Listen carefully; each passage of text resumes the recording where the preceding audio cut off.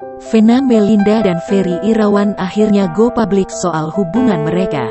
Hal itu terjadi semenjak keduanya membagikan potret kebersamaannya di Instagram. Meski baru kenal, Ferry Irawan sudah memiliki niat untuk menikahi Vena Melinda. Tentu hal itu sukses mengejutkan khalayak ramai.